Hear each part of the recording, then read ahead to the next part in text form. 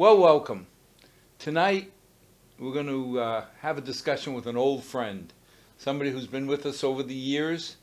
You know, I look back and it was 2010 when you first came on the show. Scary that 12 years later, we're back. Here we But are. let's start with an introduction. Sure. So, Jeff Hopkins. I've been at Milford for now in my 20th year, and that does not include the training period where I was a resident up at UMass in emergency medicine, and before that I was in medical school up at UMass. Extending beyond that was where I grew up and went to elementary school and public high school and Westboro High School. So I'm a local guy, been around for, seems like a long time. Milford has always been a place that I wanted to go. We rotated through Milford as medical students and residents, and knowing sort of the area and knowing the type of community that supports the hospital, the type of patients that would be taken care of, this became a job that was one of the most coveted, and still is to this day, one of the most coveted jobs to work in the emergency department in a small, actually not so small, but a private community hospital that serves 60,000 patients per year. And I think we've come a long way, even in the time period that I've been at Milford, which is this 20-year period since I started. I took over as chair of the emergency department in 2010, and we have grown. When I first joined, I was the 13th member of our group. We now have double that in terms of physicians. And on top of that, we have a program called an APP program, or an Advanced Practice Provider program, which are made up of physician assistants and nurse practitioners. So we have another 10 to 12 APPs on top of the physicians that provide emergency coverage in the emergency department at Milford. And of course, we still have our residents, which are a huge part of a community hospital with an academic affiliation, where we have residents that rotate through from UMass. They not only are in the emergency department, but they rotate through the entire hospital. So the ICU is staffed by UMass residents.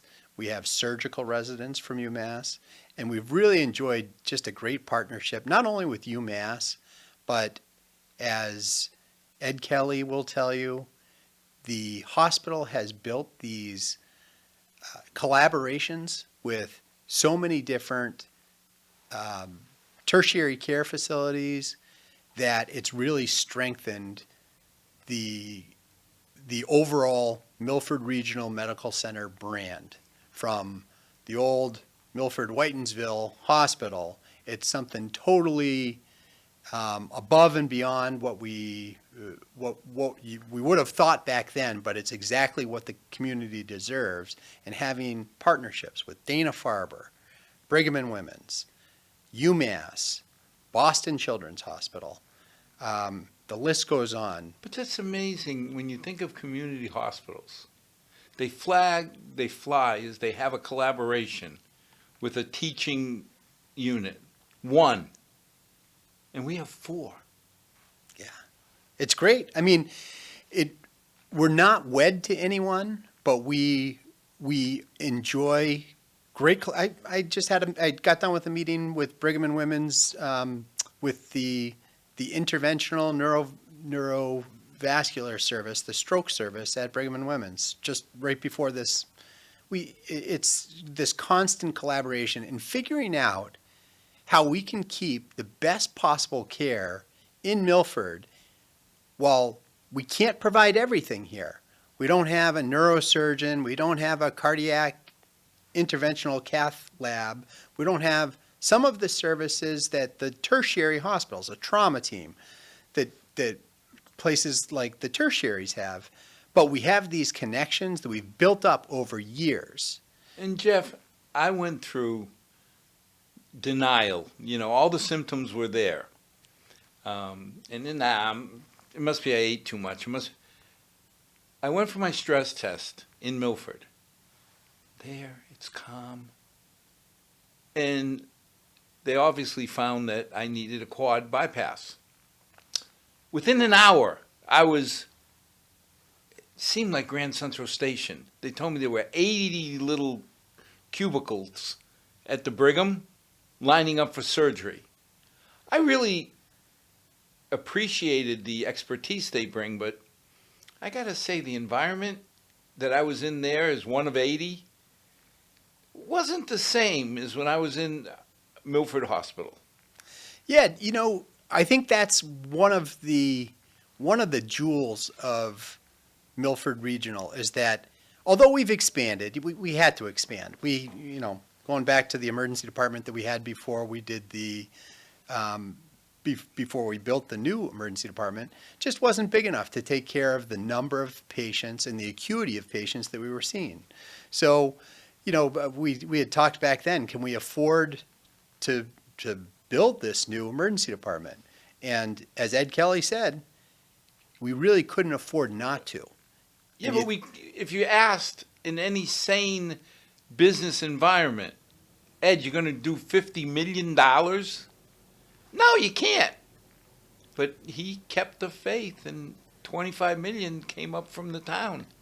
It's the most amazing thing. You do not see that in other community hospitals. The level of support from the community. I mean, part of that is what really drives the nurses, the registration staff, the docs, everyone who works at Milford Hospital. This sense of community, even though we've grown, there's this sense that you belong to the community, that you're making a difference in your own backyard, and that, yeah, there are things that we have to send people out for, but then we're able to take care of them long term. And being part of that is what drew me to Milford. It's what drew a lot of our medical staff. The way you described yourself in the introduction, I've been here 20 years. It wasn't, I've been here 20 years. And more and more of the docs and the people associated with the medical center, it's 20-some years all the time. Yeah, and there are specialties like emergency medicine where you don't have a panel of patients. So emergency physicians can pick up, move to Hawaii tomorrow, and practice emergency medicine. But our group, we've sort of joked around, and this isn't just in emergency medicine, it's a lot of the surgeons, it's a lot of our specialists. We're lifers because we love the hospital and we love the community that we serve. But, okay, you open the door so I get to ask the question.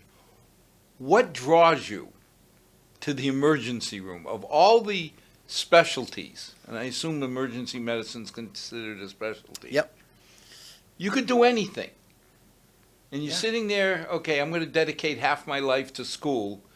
The last part, you make a decision. What drew you to emergency med, and what keeps you there? Well, I did go through a period during residency where you're rotating through orthopedics, you rotate through urology, you rotate through family medicine, through pediatrics, and there are parts of each of those specialties that you love. Emergency medicine, the unique piece, there's a couple of unique things of it. One is you never know what you're going to get. Every shift is something new. It keeps you on your toes, and you will have something new every single shift. You'll have a new story every single shift. You are truly on the front lines of medicine.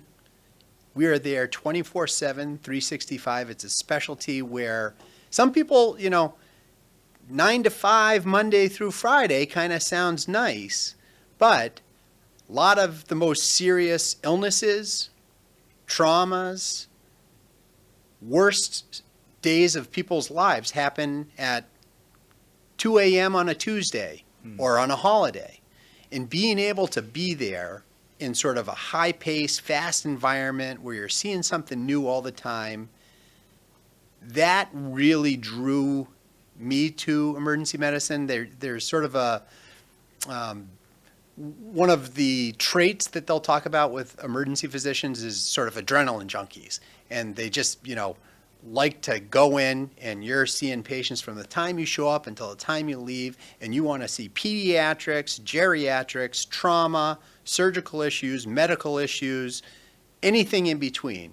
You get to do procedures. So if someone comes in with a shoulder dislocation, we've got that.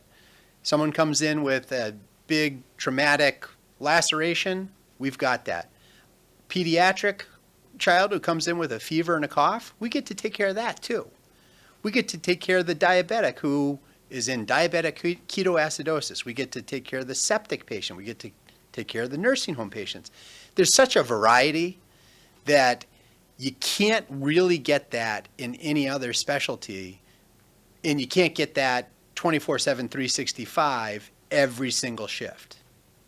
The other thing which really drew me personally was I felt that, and a lot of this came from, I think, my upbringing, my parents who sort of molded a lot of the things that I hold dear, and my alma mater, Notre Dame, who emphasized you have to do something bigger than yourself. You have to do something to make a difference in the world. And I think everyone who practices in medicine, whether it's physicians, nurses, anyone who works at that hospital, if you're serving a meal, you are making a difference in someone's life. But particularly in emergency medicine, I feel like you get to make a gigantic difference, and not only to patients who are well off or insured, but you get to take care of the sickest, poorest, most vulnerable patients, and you really get to make a difference in their lives. But how do you deal with, you're getting dealt some of the worst problems, car accidents. I mean, when I was in Milford High, I thought maybe medicine would be a good career. And you volunteered at the ER, and after about 2 months, I said, not a prayer. Yeah. Because somebody came in, and they had been in a bad car accident, and apparently his brother and sister jumped on a motorcycle to rush to the hospital, and they got killed on the way. And I just sat there and I said, I couldn't do this. Because you could see the look on the physician's face when, they knew this is done. There's nothing I'm going to do. Yeah. How do you put that aside?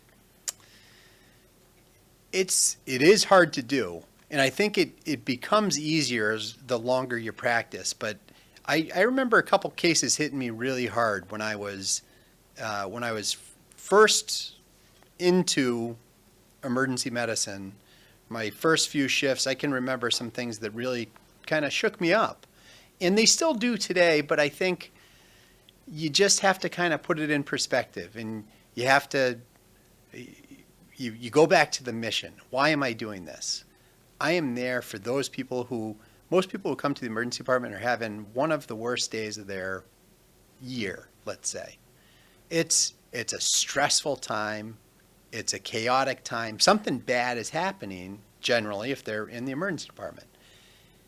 It's part of the business, and you kind of learn how to. I was told that emergency docs are the only ones that when you're doing the indentured servitude residency, that when you come out of that, you're like, okay, this is easier than what I was put through.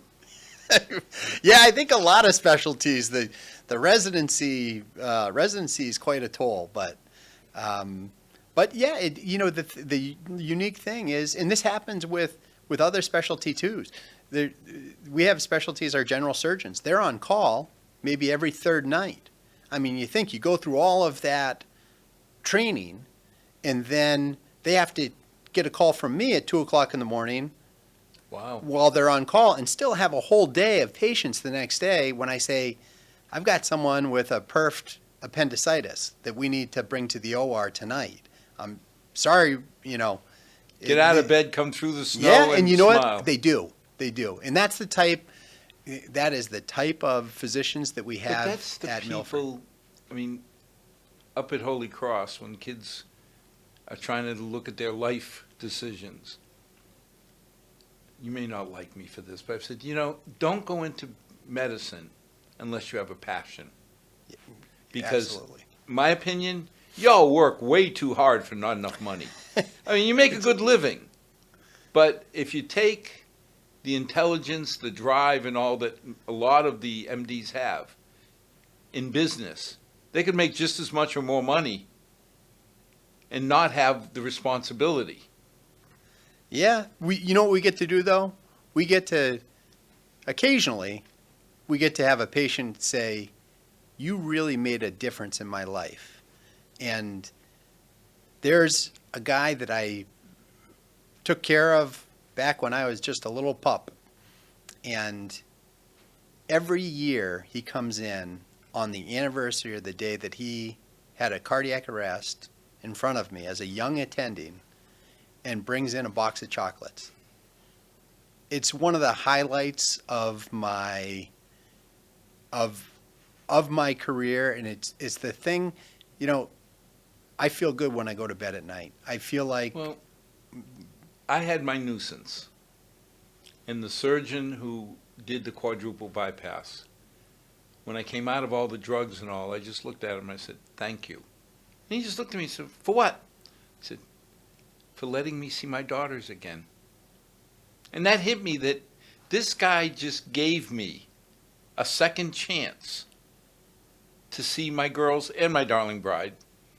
But how do you say thank you for that?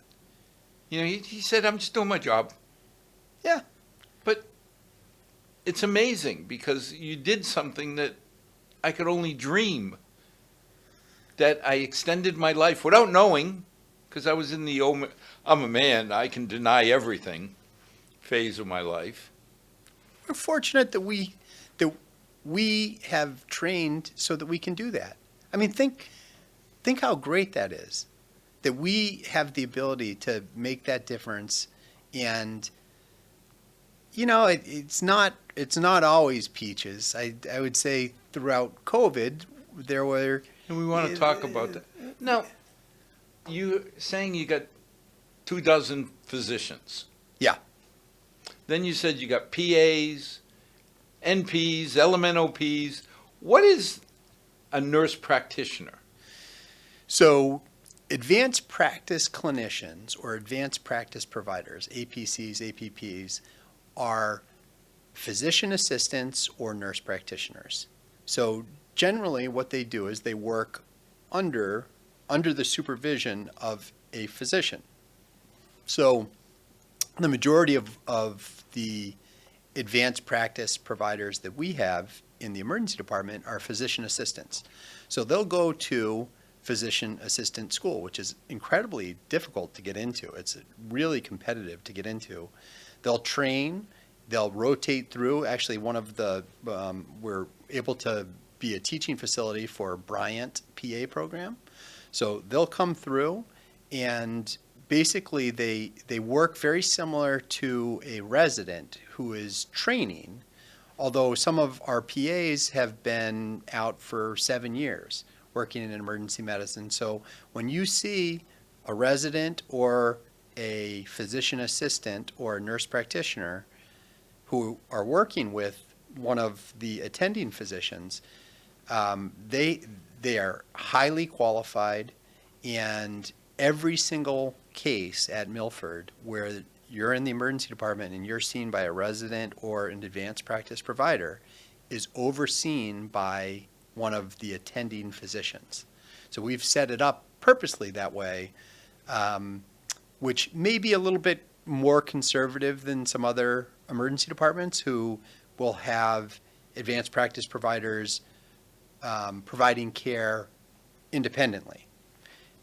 We have taken the stance that that we want to be, if we have to be err on one side, we'd be overcautious. So, but it's been a huge help, and we have highly qualified APPs who work with us, fantastic residents. The residents at UMass Emergency Residency Program, it's one of the most difficult places to get into. So Now, we're lucky. accused Pat McSweeney of being the medical thief of the area. Because Yeah. he talks about the collaborations and having the residents. I said, but you keep a lot of them. Yeah. You're kind of a thief. You're taking them from UMass and then saying, yeah, we're not, no takesies backsies. We're going to keep them here in Milford.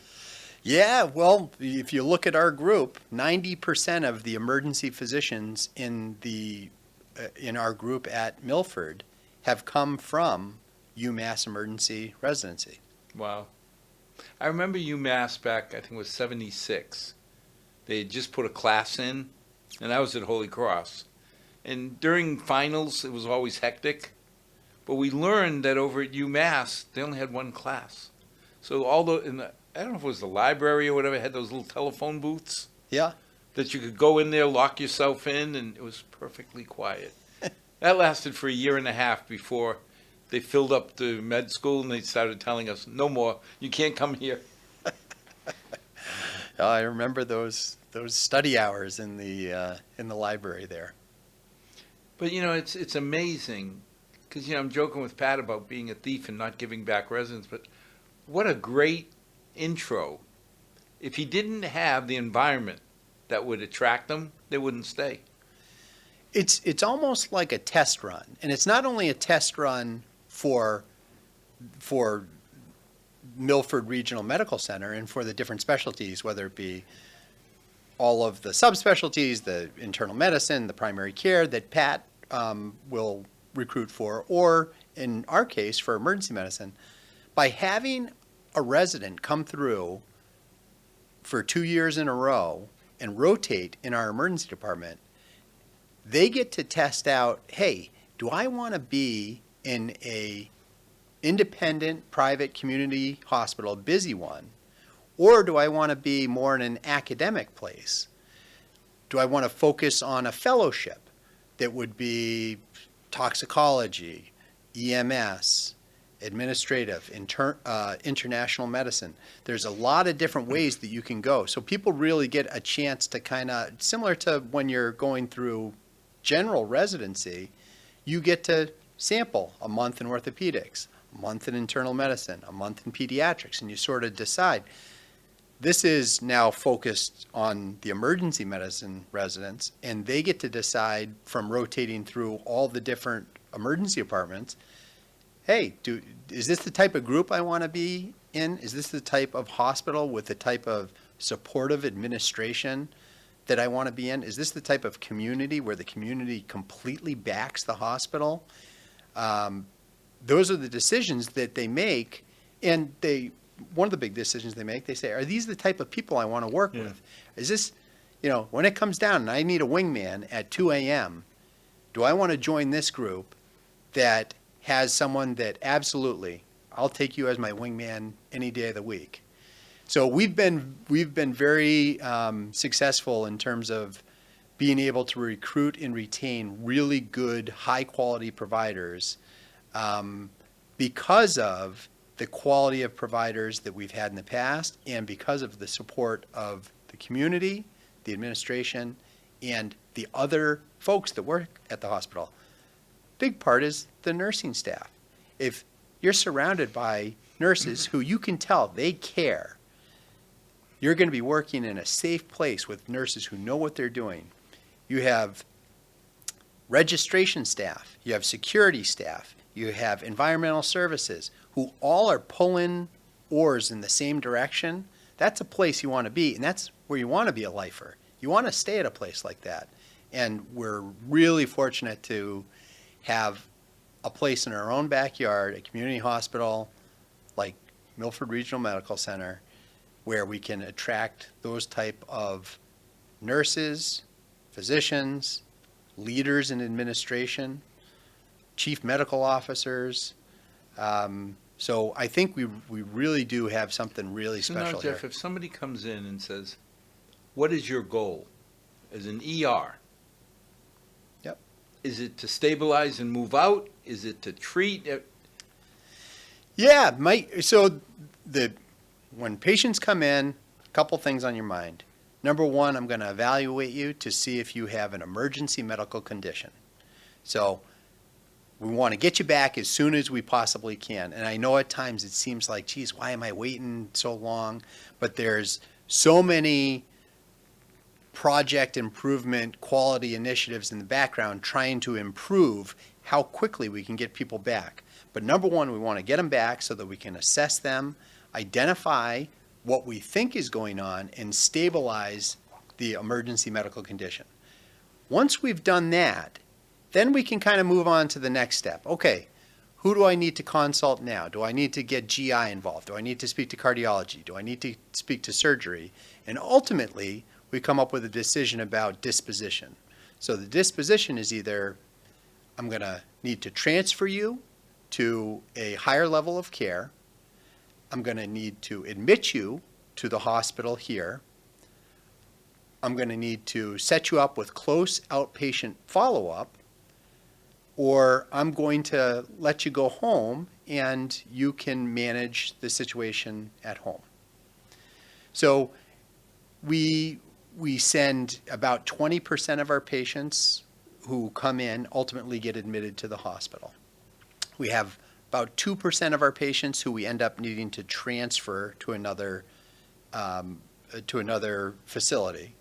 Some we work on a better situation, acute rehab, maybe a long-term care facility, whatever meets their needs. But we ultimately, you come up with a plan, you stabilize the initial condition, you come up with a plan, and then you determine the safest possible disposition that's going to help whatever the condition was that brought the patient into the hospital. And if you've done that, you've done your job for the day. How much influence do the insurance companies have over medicine? Well, the nice thing about emergency medicine is that we never know if a patient has insurance or not. So on the front end, there's a federal law called EMTALA, the Emergency Medicine Treatment and Labor Act of 1986. It was a federal law that went into effect. It was basically the anti-dumping law. And what that said is, at that point, there were public hospitals, private hospitals, and say a woman comes in labor, and they would check, well, show me your insurance card. Well, we don't have insurance. Well, you need to turn over and go to the public hospital.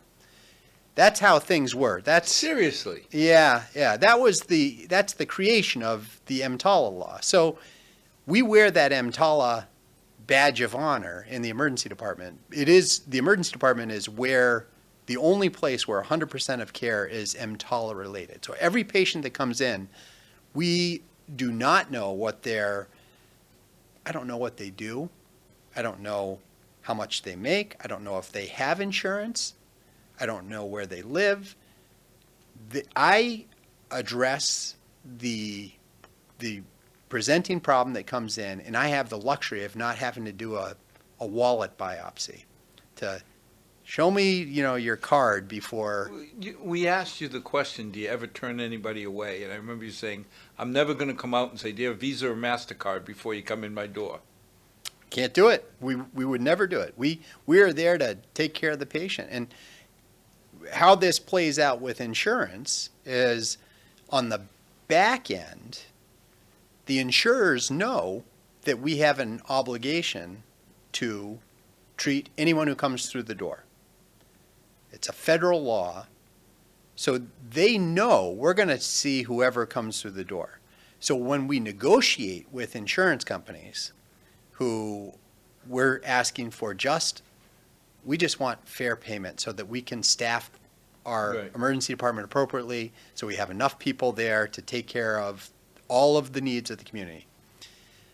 But because they know we have this obligation, there's no incentive for the insurance companies to offer a fair payment. And frankly, that's been one of the biggest issues that I've had to face, not only in my time working as chair of the emergency department here, but also working with a group called the Massachusetts College of Emergency Physicians, which represents about 1,000 emergency physicians across the state who we can advocate for things like fair payment.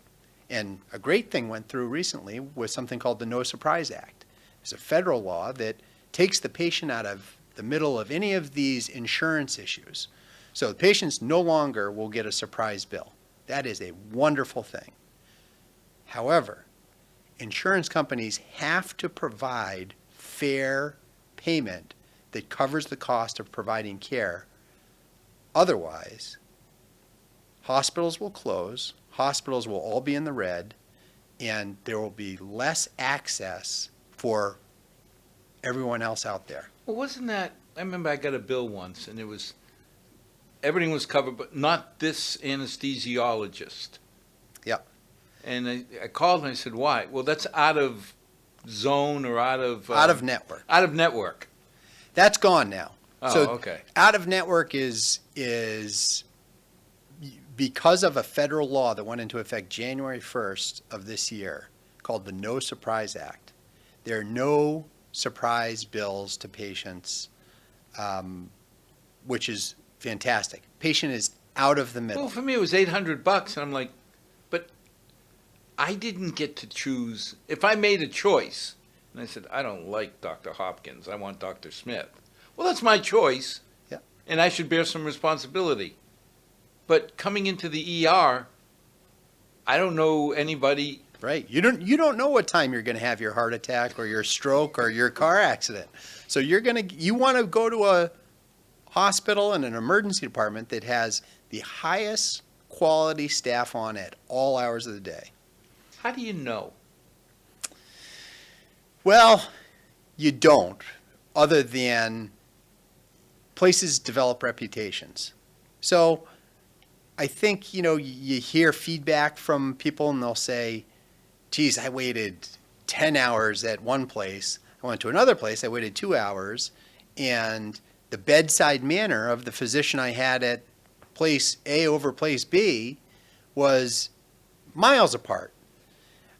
So part of that is getting the right people. And it's not just the physicians, it's the nurses. It's every single person that you come in contact with. It's the phlebotomist who comes in the room and draws your blood. If you have good people, you're going to have a high-functioning hospital. You got to have qualified people. You have to have really smart people. You have to have hardworking people. You have to have kind people. You have to have people who are really compassionate. And fortunately, I feel like that's why a lot of us have been That's why lifers. you're there for decades. Yep, exactly. Now, the last couple of years have been an interesting ride. You can definitely say that. Walk us through kind of a high-level chronological evolution, because the last question I'm going to ask you is, are we there yet, Mom, Dad? I'll jump right to the end. We're not quite there yet, but we're closer than we were a couple years ago. So we have just gone through, the last 2.5 years have been by far the most difficult, challenging time to practice medicine in the last, well, certainly my whole career, but some of my partners one of my partners is 75 years old, retired after 45 years working in the emergency department. He said clearly it was the most difficult time ever to practice medicine. We had a once-in-a-century pandemic. Think about the last time you had that level of shutdowns, novel viruses that were killing millions of people. You think of the plague, or I'm thinking of the 1918 Spanish flu. Spanish the flu. last time we had something to this level. So we're learning as we're going, and emergency medicine is kind of built for this. We kind of MacGyver things as we go. Whatever comes in, we're going to find out a new way. And we have dedicated staff like Dr. Newstein from infectious disease who worked day and night. We have the nurses who showed up every day despite concerns about getting sick themselves, bringing a virus home. You had physicians who never once backed down from coming in. You had all the ancillary staff who continued to show up every day. This was during a time when there was a lot of stress, there was a lot of uncertainty, there were different guidances out there that were coming out, understandably, because things were changing. We were learning as we went. It was a very rough ride, and a lot of healthcare workers in the last 2.5 years ultimately said, I've had enough, and have chosen to move on to a different profession. And I've talked to several of them who said, I want to do this. I want to keep going. I just can't, with tears running down their face. And I get it. We've all had that feeling. We're not through it yet, but with people being vaccinated, with the progress that's been made with treatments, whether it's these new oral medications or any of the IV medications, we've come a long way. Some of the most frustrating aspects of the last couple of years has been the questioning of science. And there's my feeling is it just got so political that people had blinders on and they wouldn't just look at the science. As scientists, as people who we base our decisions based on what does the literature show, and if there's something new and novel, we follow the latest guidance. See, that amazes me because I'm a Republican, so I have to think this way. I'm a Democrat. I have to think, wait a minute, what does that have to do with the chemistry? What does that have to do with the science? Well, nice thing we get to say is, I'm a physician. I follow the science. Yeah. My recommendations, they don't change whether you're a Republican, a Democrat. I'm going to give you what I would recommend to all of my family members. I've had this conversation with my own family members who run the gamut of, far to the right, far to the left, most kind of in the middle. But it is frustrating to have conversations with patients who are coming to you for advice, and then when you offer advice that's based on the latest literature, and that changes because medicine changes. We're in a dynamic environment.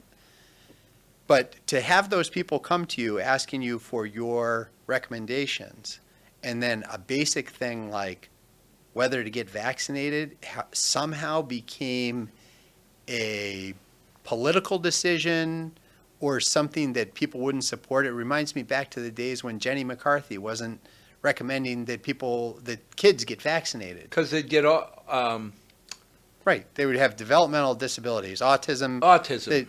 From one of the preservatives. It was never based on science, but people, they kind of hear it and then it gets propped up. I think what you do as a physician, here's the evidence, here's the literature. Yes, it's never black and white, but I'm going to give you the best guidance that I possibly can. That's my job. My job is to advise you and to recommend the best possible treatment. Jeff, to me, the simplest way I'll gauge, did you get vaccinated? Did your wife get vaccinated? Did your kids get vaccinated?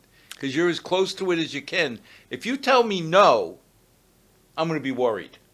That's a great question. It's a great point. In fact, I'll tell you here, we went out already, once the bivalent vaccine was available, my wife, my 3 daughters, and myself all went out and we got our flu shot and we got the booster. It is what is recommended, and if I wouldn't recommend to patients something I wouldn't do to my own family. That's my point. You're closer than I'll ever be to the front lines of experiencing patients. Yeah. If it's good enough for you and your family, I'm going to take a chance. And this whole thing of vaccines, did you go through public education? Because chances are you didn't get in without mumps, measles, rubella.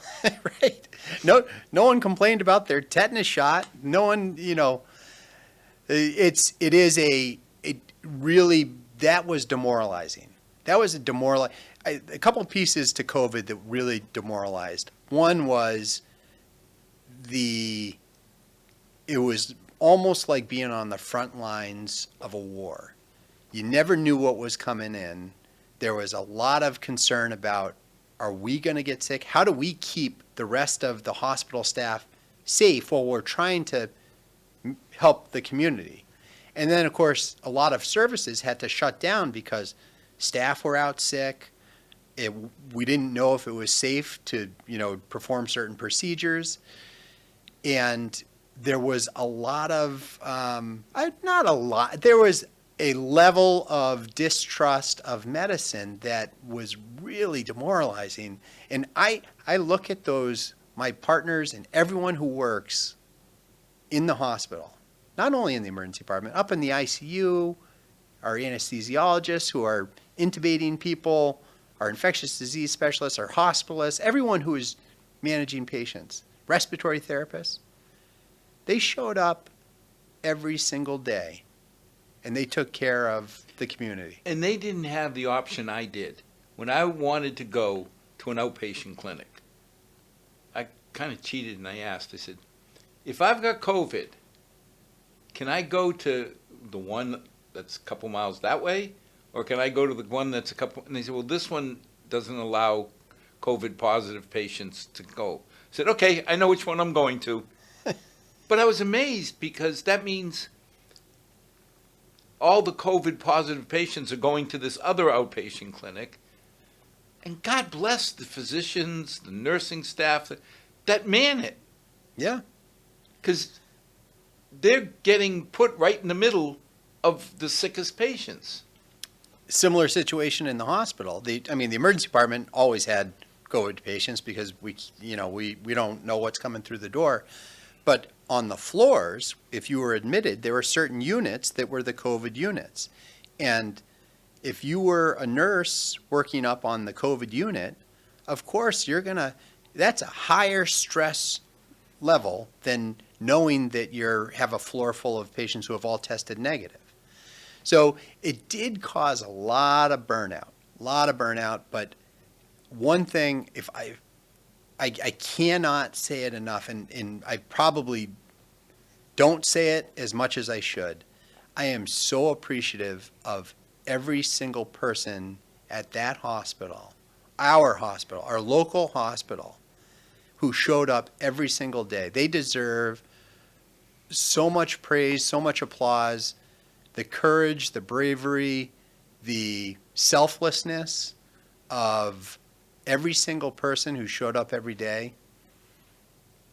I am so appreciative, and I'm so thankful to be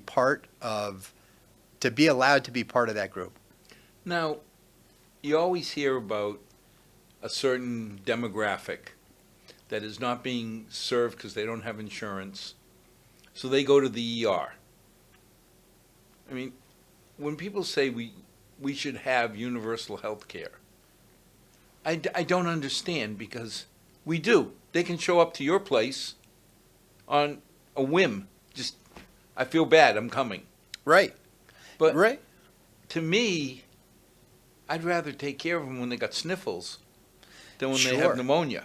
Absolutely. So, yeah, I think keeping people healthy in the first place. I mean, you don't want someone to be showing up with their diabetes when they're in a diabetic ketoacidosis state where they need the ICU, and having them showing up for the first time in the emergency department. You want them to have pre-hospital care, and you want that care to be accessible, to be affordable, and you want people to be able to get to their appointments.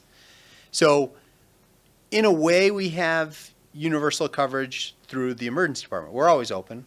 We're going to see whomever. But you cost me a fortune.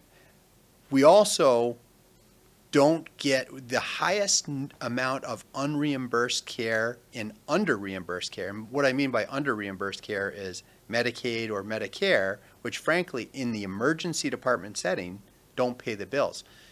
That does not cover the cost to provide care 24/7, 365. But there is a shift in emergency departments have always been this way, that we've always take care of the sickest, the most vulnerable, and the poorest patients. And we enjoy doing that. We feel that that's an honorable thing to do. What really has to happen, though, going back to the insurance companies, is the insurance companies cannot manipulate that and take advantage of that service that we provide. So there's definitely, emergency medicine is more expensive than a scheduled visit on Tuesday at 10 a.m., but you're paying for the ability to have a highly qualified staff of a nurse, a doc, a tech, a phlebotomist, radiology tech, to be there at 2 a.m. on Friday night when people, you never know when you're going to have But that I guess my issue. point is, I'm going to pay for that care as a taxpayer. And I would dare anybody to look at a sick child and turn their back. Right. I mean, you're not going to do it. Nope. Some little girl looks up or some little boy looks up and says, please help me. You're going to say, "Pooey, no." Come on. Or someone in labor. Oh, sorry, you can't have your baby. You don't have an insurance card. Right. Or someone with a stroke Yeah. who doesn't have their insurance card. Who would do that? But to me, that sick entity goes in, man, woman, girl, boy, you take care of them. Cost is high because we're maintaining all of those specialists in case we need them. Right. You remind me of the fire department and the police department. I hope I never use them. But you want to have a good one around. When I need when I need Chief Nelson's crew, boy, I want them coming. Yep. And it's all part of the safety net. It's the safety net that supports the entire system. So how do you make a decision? Do I go to the ER or do I go to the urgent care? Yeah, great question. So there isn't a clear answer. If you think you're having an emergency, in general, you should come to the emergency department. Now, the question about how acutely do I need to call 911 and get an ambulance to bring me, or can I go myself, is sort of the judgment of the person who is having whatever symptoms. And we call that prudent layperson. There's prudent layperson legislation that allows you, if you think that you're having an emergency, you should go to the emergency department. Am I getting the same level of care in both? Whether you come in by ambulance or by Well, car. I'm just thinking, if I go down to the urgent care right next door here. Yeah. I'm a mile away from your emergency room. And I noticed that a lot of the faces in the urgent care look similar to the docs and the faces in the emergency room. We have fantastic coverage. The four urgent cares that are run by Milford Regional Physician Group are outstanding.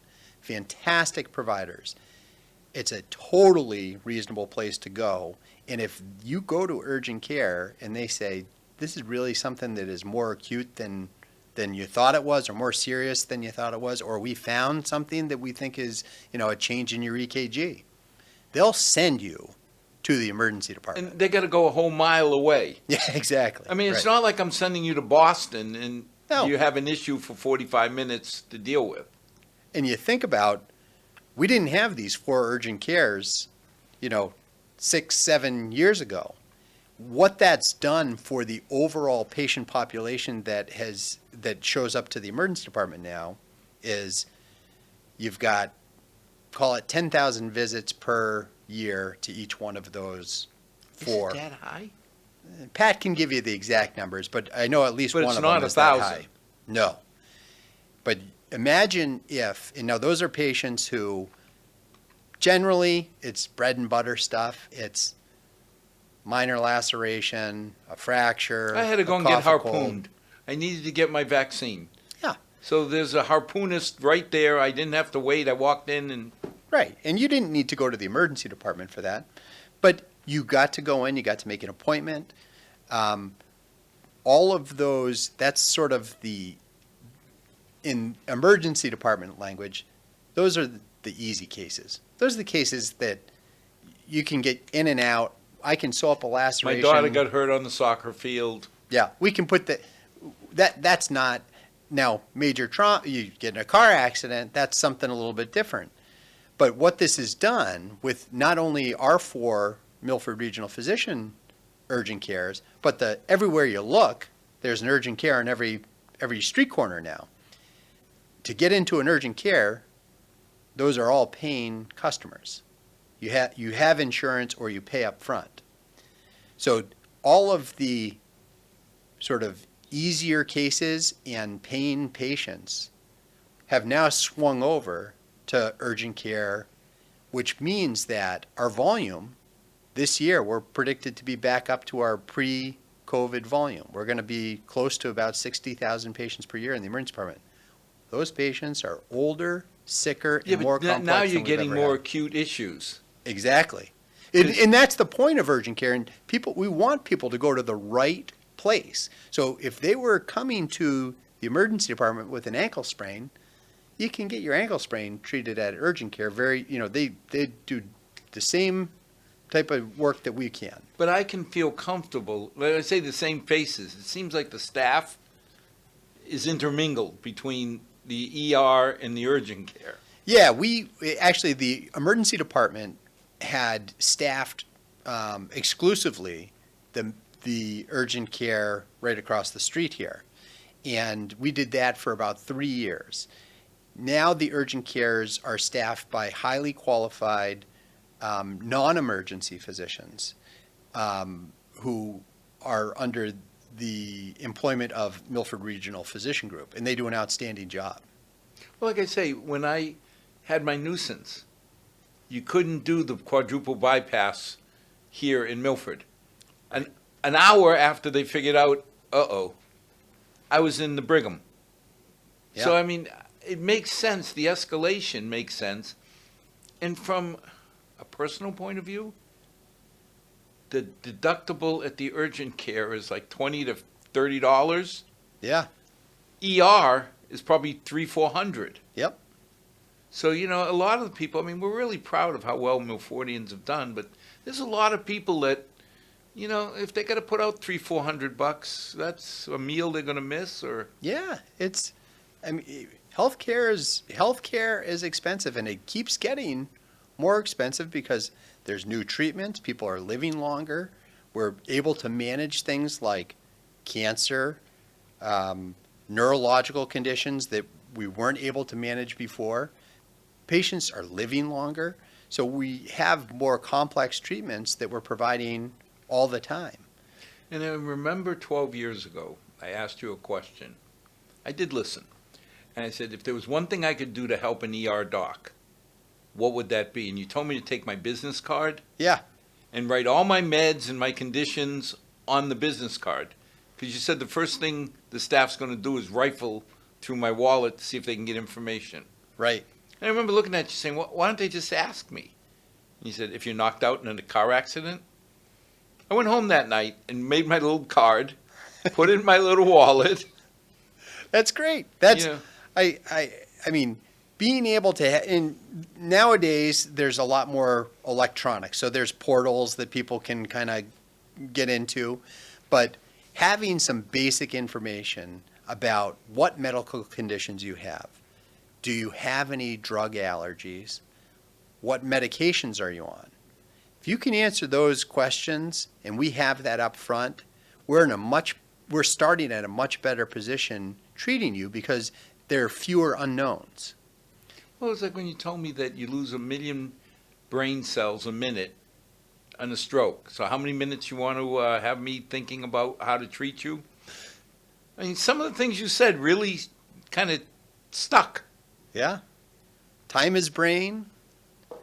Time is heart with heart attacks. So the sooner we can get things treated, the better. And one of the things that there's been a huge focus is on sepsis, which sepsis is when patients get an infection and it affects their body and other organs shut down and you can become very sick with that. But we have a whole initiative. We have quality initiatives all the time trying to improve the care that we provide. But sepsis is a big one, and we want to identify that as quickly as possible. And the treatment as quickly as possible. Yep. We get people stabilized as quickly as we can. I and remember you telling me if patients have you're better on blood outcomes. thinners, there's certain things we don't want to do to treat a stroke. Correct. Yeah. Takes the whole clot busting drug, that TPA. That's a no-go if someone's on blood thinners. So I can only say thank you to you and to all the surgeons, because like I said, when I woke up and I saw the three most important faces of my life, my daughters and my darling bride, I looked at the surgeon and I realized he just gave me more time. You know, I could have, at that point, you know, when you got 3 out of 4 arteries shut down, I had one that was 60%.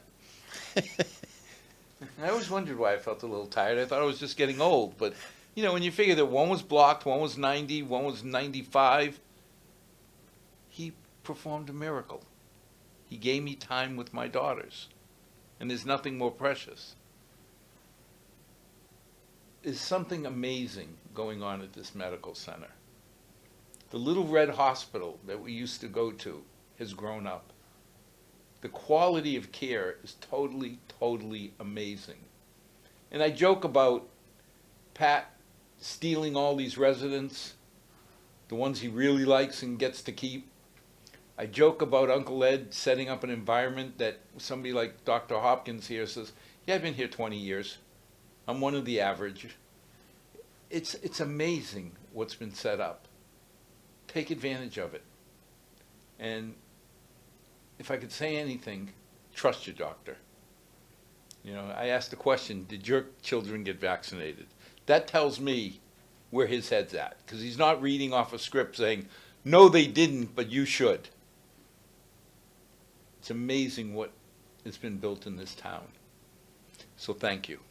Thank you. And to our 6 loyal viewers, may God bless, and may tomorrow be a healthier night than tonight. Thank you.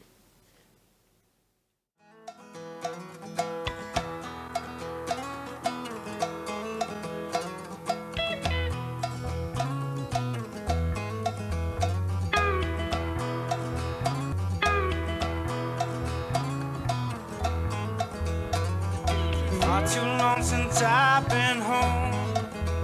Been running all my life just